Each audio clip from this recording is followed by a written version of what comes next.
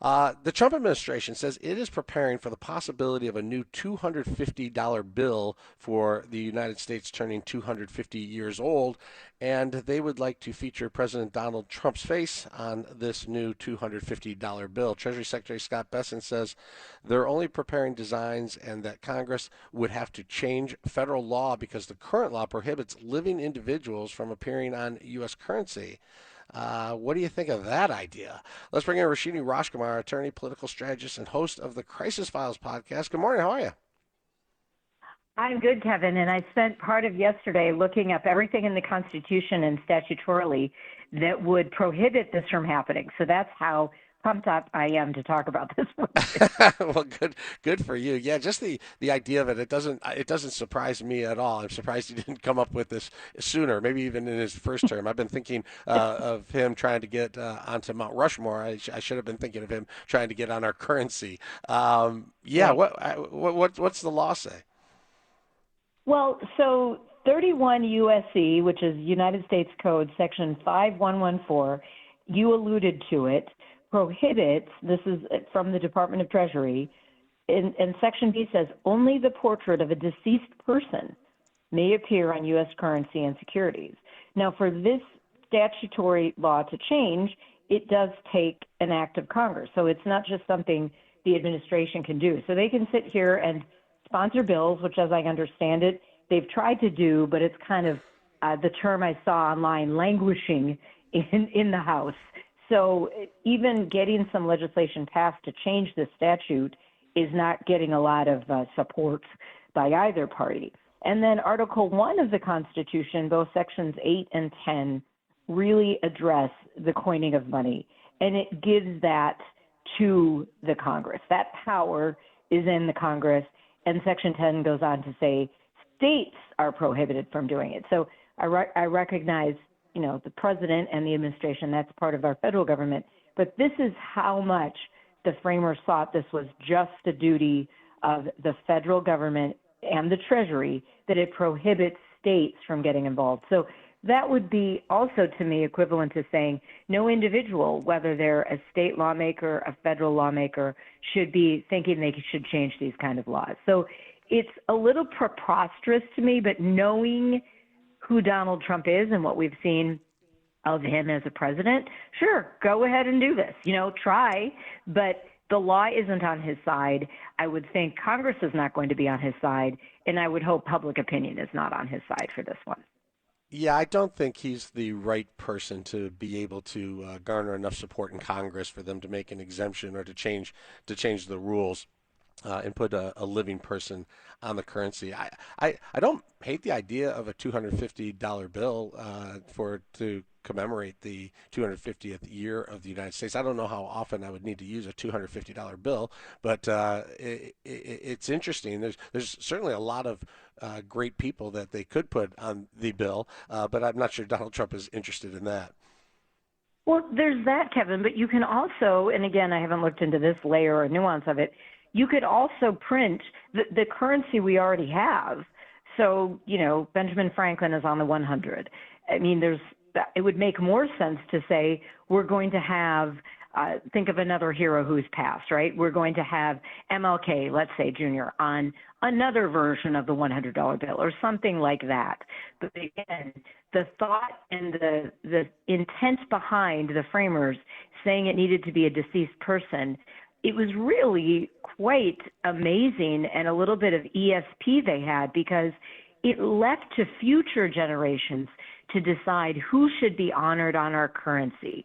So it really took away subjectivity, it took away self-aggrandizement, and it's future generations that decide who of the dead heroes or sheroes do we put on our currency, not current sitting politicians or policy holders or policy makers for that matter. So, I mean, it's really a beautiful statute. I'm a lawyer, I love statutes. And they were so prescient in putting this out there, both in, partly the Constitution, Article 1, but even that statute, whatever year that was written for the federal Treasury, and prohibiting living people from being on our currency. Because you can imagine it could turn into some sort of popularity contest, and all these people will try to get on the currency. And frankly, I don't want to live through that. Let's die, the people that should be on currency, and let's future generations and leaders and Congresses decide who's going to be on currency. You don't want Oprah or Taylor Swift on your currency? No, I don't, because it's not appropriate, right? It just isn't. And there was something that the framers were saying, and again, this statute wasn't necessarily the framers, but at the end of the day, the people who made this very old law from 31 U.S. Code, United States Code, they really held up the Treasury as the place to be printing it. And there are all these rules around when you can print, where you can print. We can even print and be hired out by foreign governments, Kevin, to print their currency and do things for them.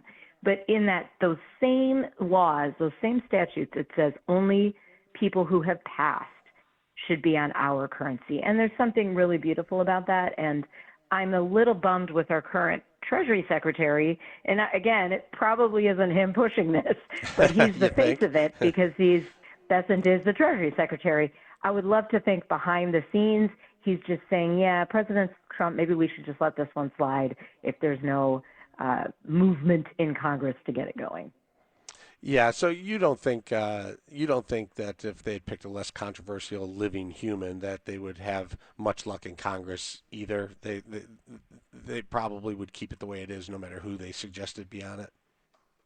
Absolutely, because the only leg he really has to stand on, that why this even makes sense a little bit, is that Trump is the current president. But even so, there's really no other citizen. You know, the people you named are popular Americans to a lot of people, but not to everybody. And even they, I think, would find it alarming if there was a movement to put Oprah Winfrey. Remember, everyone's been trying to get her to run for president for a long time, and she said, no, thank you. I'll take my private life and all my money that comes with it, right? So I just don't see it, and I don't think we should start it now. So what do we think President Trump is up to if he knows that this was never going to happen? Why does he do things like this? Kevin, your guess is as good as mine. He's a deal maker. He knows branding. He's not always smart with his tactics, but he knows branding. I mean, we've got Trump IRAs going, TrumpRx.com. I mean, all these things are going, and the only reason why some of those make sense on some level is because there's a good intent behind them. You know, start some kind of college fund for your kid when you're younger. When he or she is younger. Let's get better and lower prescription drugs. So some of those things make sense, and he is the sitting president, so fine, put the Trump name on it. But something like this is just so beyond overreaching and egotistical that I hope the Congress clamps it down, even if his administration feels a little powerless to get him to back down.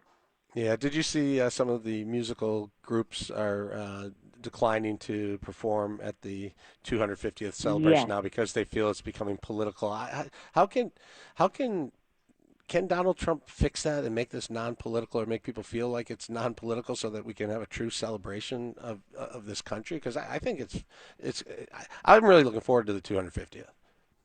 I am too, and there is already a nonpartisan body that's putting it together. So what I think he and his team should do is say, let's just have that body be the ones that contract with these musicians, if indeed that organization, America 250, if that organization wants to hire them.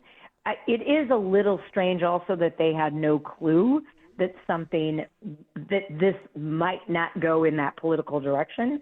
But again, I'm not in their minds. I wasn't there when the original offers were made. But it would be wonderful to have a celebration that doesn't have to be partisan versus political. It's always going to be political, but let's see if we can make it nonpartisan and truly American. Except Donald Trump has now announced himself as the new headliner, so not likely to happen. That's the first thing he should do, is pull himself out of that. Right. Roshini Rajkumar, attorney, political strategist, and host of the Crisis Files podcast. Thanks for the conversation.